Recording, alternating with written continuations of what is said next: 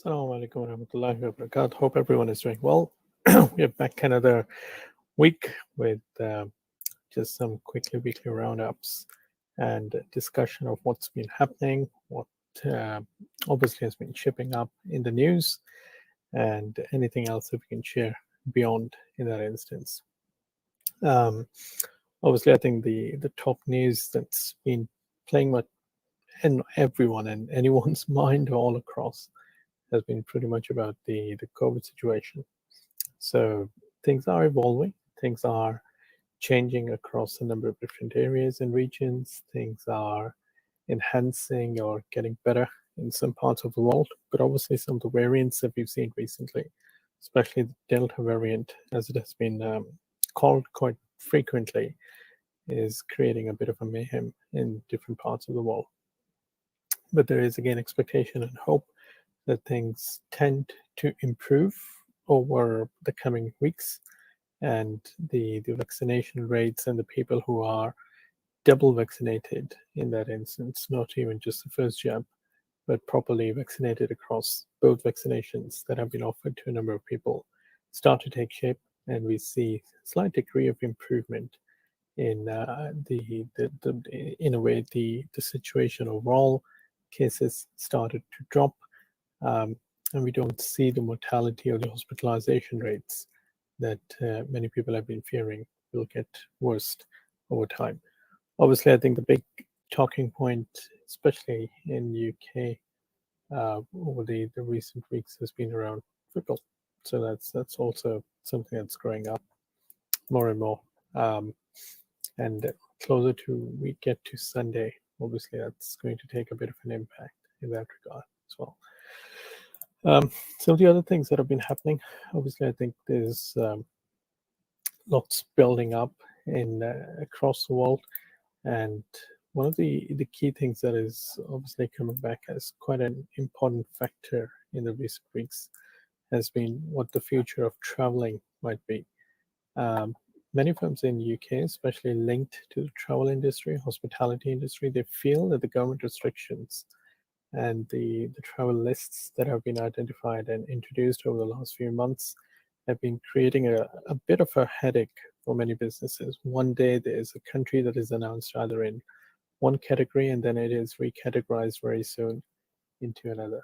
Uh, that obviously creates a bit of an issue and impact on how these firms are able to plan, build up their plans, or build up their any kind of future investment strategies, even if they have to in that regard. So that's always a challenge for the airline and the travel businesses. And we can see Ryanair, BA, and some of the other ones have now taken legal action in a way to basically bring this requirement in front of the government that they need to have more transparency in their decision making, and in a way how the countries are reclassified into different lists, what kind of COVID threat example data has been factored in, and how this can be improved or better made transparent for the firms to know better so that they are able to better advise all their customers in the long run as well.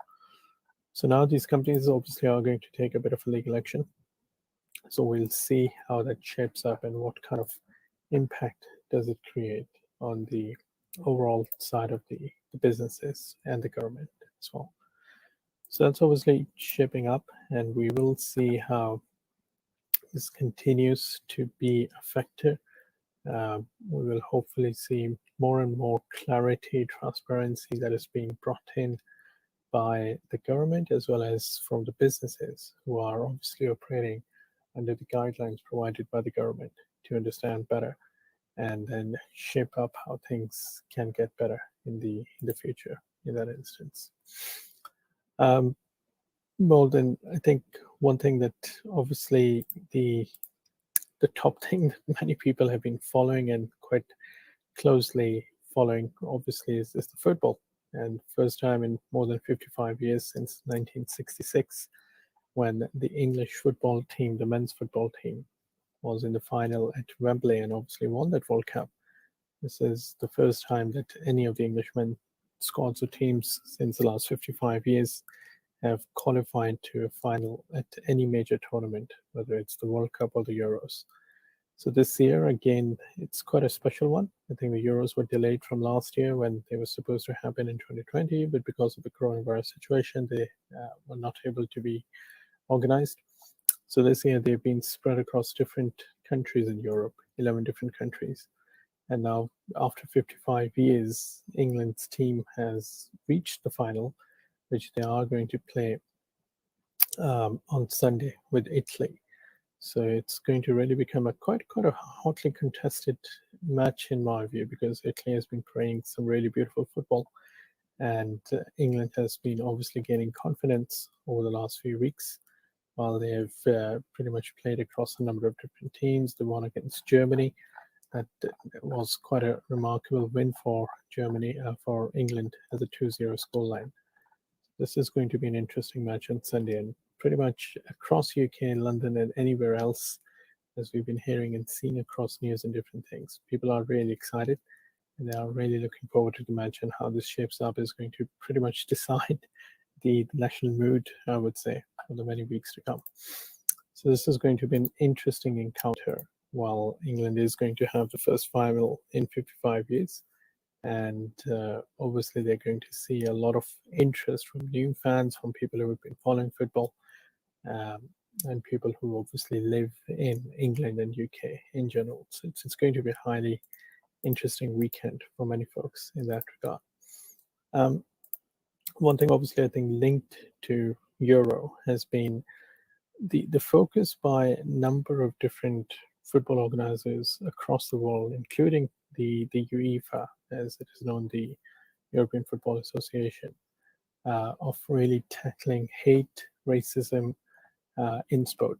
And one of the most visually, in a way, strong reminders of how the players and everyone else involved with the football is really committing to create that equal opportunity scope for different people, is the players taking the knee before any match. So you can see Jack Grealish and Calvin Phillips in this picture, that every before the start of every match, essentially, many players have been going down their knee in solidarity with the anti-racism protests, or in solidarity with the kind of idea that sports should be bringing equality all across. And it was obviously started back in 2016 by Colin Kaepernick, who took a knee during the national anthem of US, claiming that he cannot stand up and honor everything in that regard, um, as things are evolving and changing in the US, and how the race relations and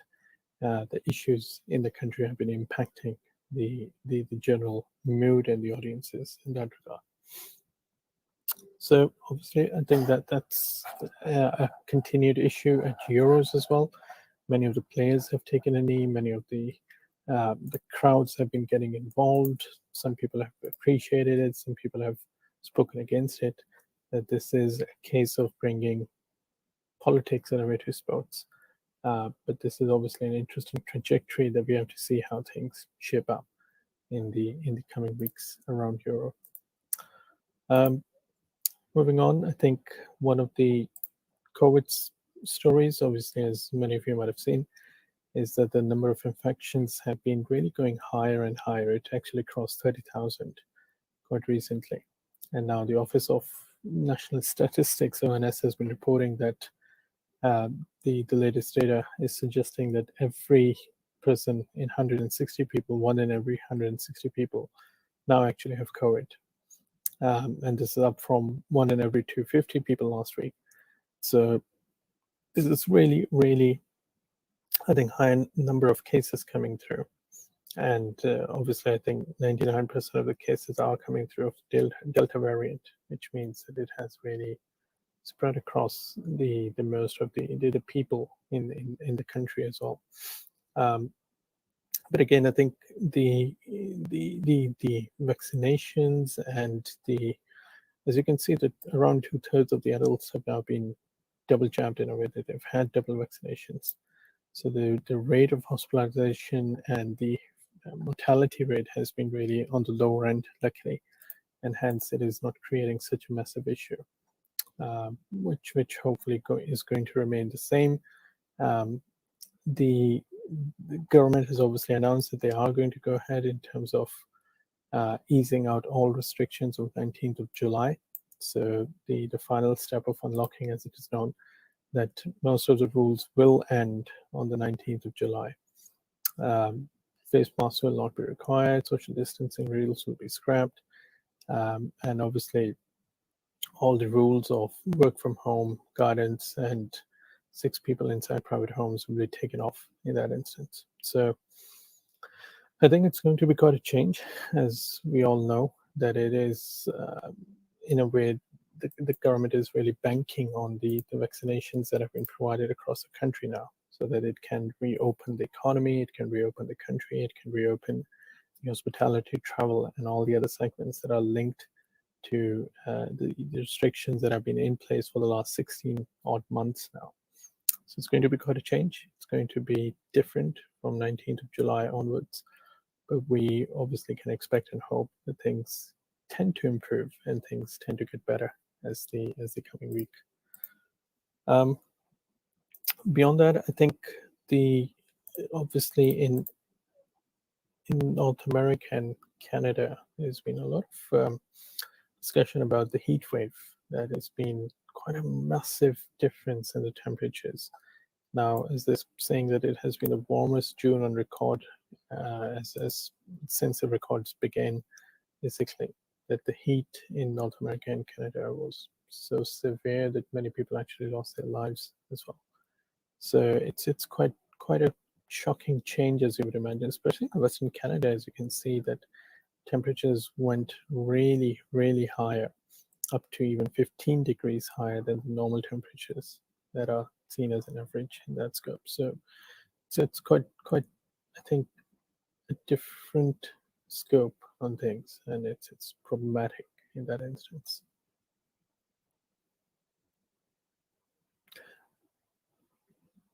But again, we hope and pray that things tend to improve and people do not suffer from the calamity of harsh temperatures.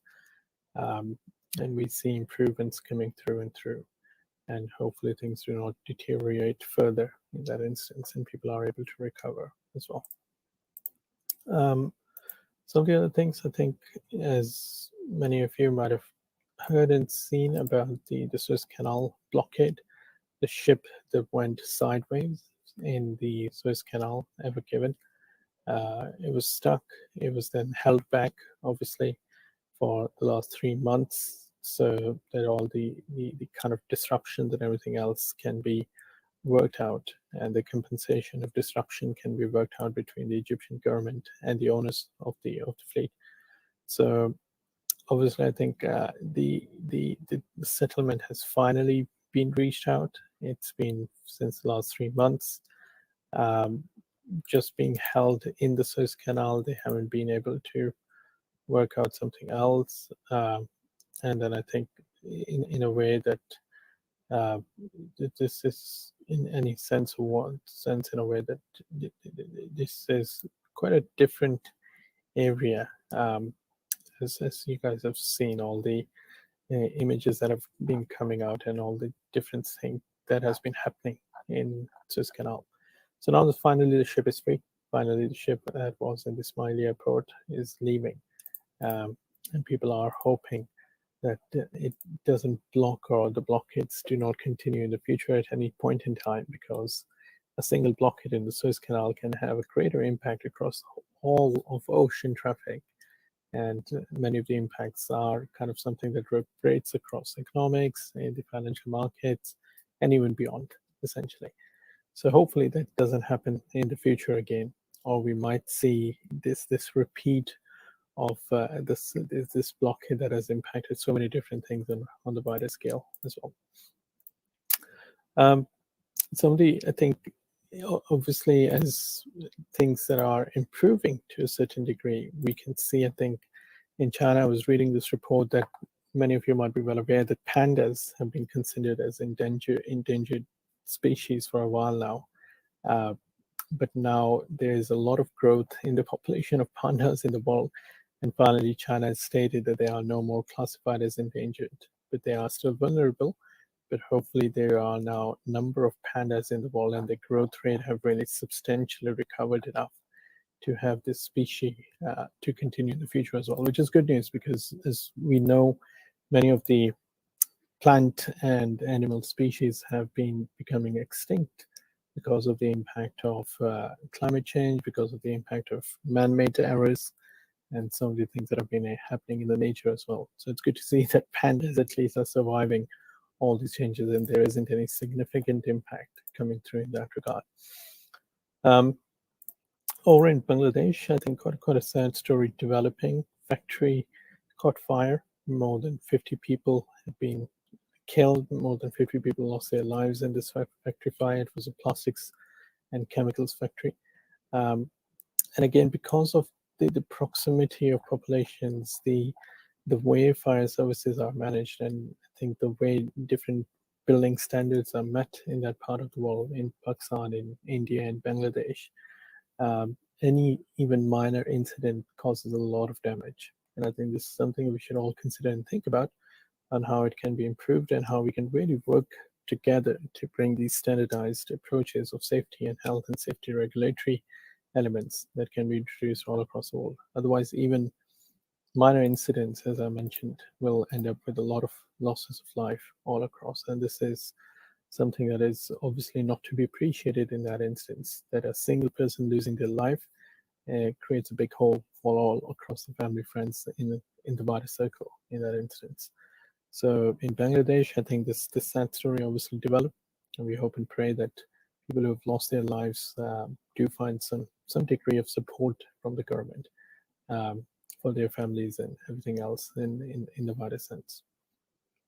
So that's some quick updates on things that have been happening, some things that have been shaping up. Today, our friend Brother Nizam, he's taken up with some work, so he won't be able to join today. So we'll keep it to 15-20 minutes as just a quick overview of things that are happening and shaping around the world. And then inshallah, from tomorrow, we will continue with the normal scope of discussions tomorrow with the book club discussions we have for tomorrow. Then again on Monday, we'll have the Tajweed classes. On Tuesday, the Sira. On Wednesday, the travel. On Thursday, the Arabic classes. And then next Friday, inshallah, we'll continue with our weekly roundup. So Jazakallah khair for watching today. Just a very quick roundup of updates from many different areas and parts of the world. And we'll inshallah continue this in the future and hope to see you all very soon again. Jazakallah khair. Assalamu alaikum.